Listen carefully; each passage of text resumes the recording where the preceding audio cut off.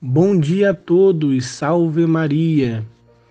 Hoje nós vamos meditar no sexto artigo do capítulo 7, onde São Luís vai continuar falando sobre os benefícios e os efeitos que a devoção à Virgem Maria produz na alma que lhe é fiel. Hoje ele vai falar sobre a transformação das almas em Maria, a imagem de Jesus Cristo. E vai iniciar dizendo que Maria, que é a árvore da vida, quando ela é cultivada em uma alma fiel às práticas dessa devoção, ela dará o fruto ao seu tempo. E o fruto da Virgem Maria não é outro a não ser o próprio nosso Senhor Jesus Cristo. Quando temos a devoção à Virgem Maria, participamos e temos acesso a essa árvore frutuosa, né? A árvore da Virgem Maria, que o único fruto que sai dela é o próprio Cristo Jesus, que é fruto de seu ventre. E assim como ela gerou o nosso Senhor Jesus Cristo para esse mundo, assim ela continua gerando Cristo nas almas dos fiéis. Só que São Luís vai dizer que ele vê muitos devotos e devotas que buscam Jesus Cristo, mas buscam por diferentes caminhos, por diferentes práticas de devoções e por diferentes vias. E que essas pessoas, por pegarem caminhos e devoções comuns, né? Essas devoções que são até boas e tal, mas que não são tão eficazes como a devoção à Virgem Maria, elas labutam, trabalham incessantemente para se santificarem. E acabam tornando muito trabalhoso, muito mais duro o processo de santificação. E muitas delas, mesmo depois de muito trabalho e muita luta, ainda não alcançam a santidade como convém. Mas ele vai dizer que pelo caminho de Maria, o caminho imaculado de Maria, e pela prática dessa devoção que ele ensina, trabalha-se durante o dia, trabalha-se no lugar santo e trabalha-se pouco. Em Maria não há noite, pois ela jamais pecou. Maria é um lugar santo, é o santo dos santos, e nela se formam e modelam os santos. Ele vai dizer que os santos são moldados em Maria, que Maria é o molde, a forma que modela os santos. E nisso aqui ele vai fazer uma comparação muito interessante para nos explicar a eficácia da verdadeira devoção à Virgem Maria na formação dos santos. Fazendo novamente aquela comparação com a imagem do Cristo, né? A Sagrada Escritura vai dizer que nós somos chamados a ser a imagem e semelhança do Cristo. Deus nos predestinou para ser conformes à imagem do seu Filho, vai dizer São Paulo. Ele vai usar aqui, São Luís, o exemplo de como você pode fazer uma imagem. Um artista ele pode fazer uma imagem através, né, da arte de esculpir, né? Ele pode pegar um martelo e um cinzel e começar a bater na pedra ou na madeira e começar a esculpir uma figura através da sua habilidade. E depois de um tempo, depois de muito trabalho, depois de muita provação, depois de muito esforço, ele termina uma obra e daquela madeira, daquela pedra esculpida, sai uma imagem. Ele vai dizer que muitas das vezes a habilidade desses escultores não são tão boas e acaba que a imagem não fica tão natural, não fica tão bela como deveria ficar. Sai até uma imagem, mas não sai aquela imagem com o sentido, né, com a expressão natural e realista como deveria ser. Essa forma de moldar uma imagem através de esculpir na mão, né, manualmente, é muito mais difícil e trabalhosa. E tem uma outra forma de esculpir uma imagem, que é através de um molde. Se joga o líquido, né, aquele, vamos dizer assim, a massa que vai se transformar naquela imagem, que vai endurecer, joga-se dentro de um molde que já tem a imagem formada e deixa secar. Depois que seca, retira daquele molde. E a imagem fica muito mais realista, muito mais perfeita, porque ela se adequa exatamente ao molde e ela fica pronta com muito mais eficácia e rapidez.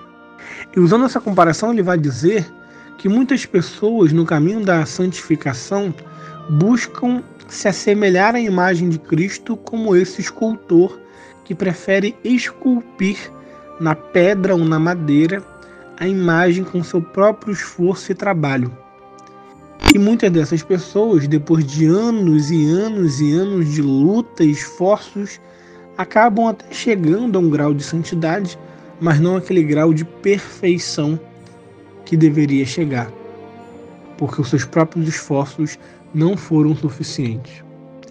Mas conforme a devoção à Virgem Maria, ele apresenta a devoção à Virgem Maria como um molde, aonde nós depositamos nela todo o nosso ser. E ela, que é o perfeito molde de Cristo, em pouquíssimo tempo nos transforma segundo a imagem de seu Filho, fazendo assim de nós, rapidamente, conforme a vontade de Deus, imagens de nosso Senhor Jesus Cristo e santos. Então a Virgem Maria é como esse caminho mais fácil, como a gente já disse, em outras meditações, é como esse molde que modela todos os santos. Se você procurar os santos na história da igreja, todos eram devotos da Virgem Maria. Uns mais, outros menos, mas todos a honravam grandemente e por isso se tornaram santos. Os maiores santos eram os maiores devotos da Virgem Maria. Na história da igreja nós vemos também pessoas que se santificaram muito rápido.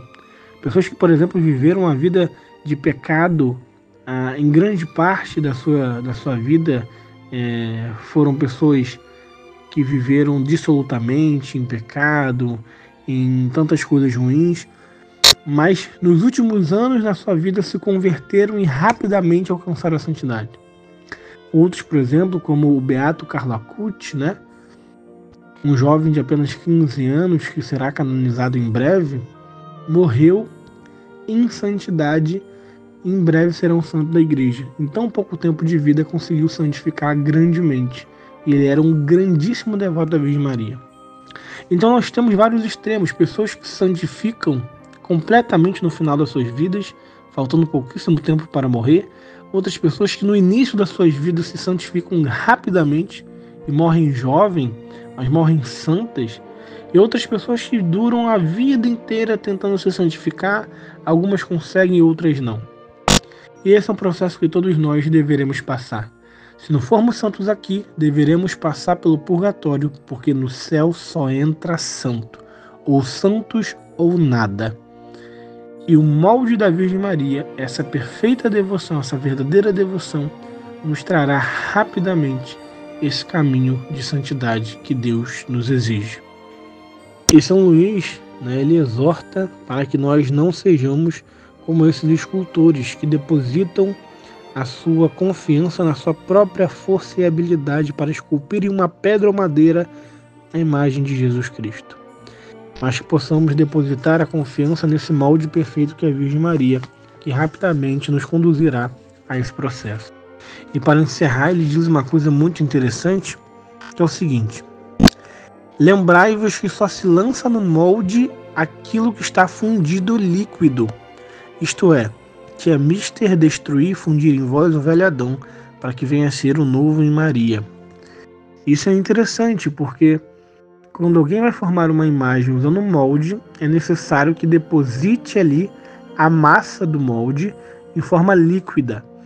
Não pode estar de forma endurecida, rígida, porque senão aquela massa não irá se adequar à forma e à aparência daquele molde. E isso serve como uma simbologia para nós, que devemos derreter e destruir dentro de nós o velho Adão, ou seja, a nossa carne, os nossos vícios, os nossos pecados, a nossa soberba, que enrijece a nossa natureza para a graça, que enrijece o nosso coração, que nos torna brutos, endurecidos ao auxílio da graça, e assim nos impede de nos amoldarmos ao exemplo de Maria. Para passar pelo molde de Maria, é necessário estarmos derretidos pela virtude, derretidos pela graça, derretidos à vontade de Deus. Renunciar o nosso eu, renunciar a nossa vontade, renunciar aquilo que nós desejamos carnalmente, as nossas misérias, os nossos pecados, os nossos vícios, e abrir mão de tudo aquilo que desagrada a Deus para fazer somente e apenas a sua vontade. Com esse coração generoso, com esse coração humilde, nós conseguiremos nos amoldar em Maria e assim sermos conforme a imagem de nosso Senhor Jesus Cristo. Novamente frisando que a devoção à Virgem Maria não é um passe de mágica, mas sim um caminho de perfeição cristã, que depende fortemente da nossa colaboração. A Virgem nos dará graças grandiosas que facilitará o nosso caminho, mas sem a nossa correspondência e colaboração, nada se fará, pois Deus exige de nós a nossa liberdade de dar o seu sim, o nosso sim, ao seu desígnio. Fiquem com Deus, salve Maria.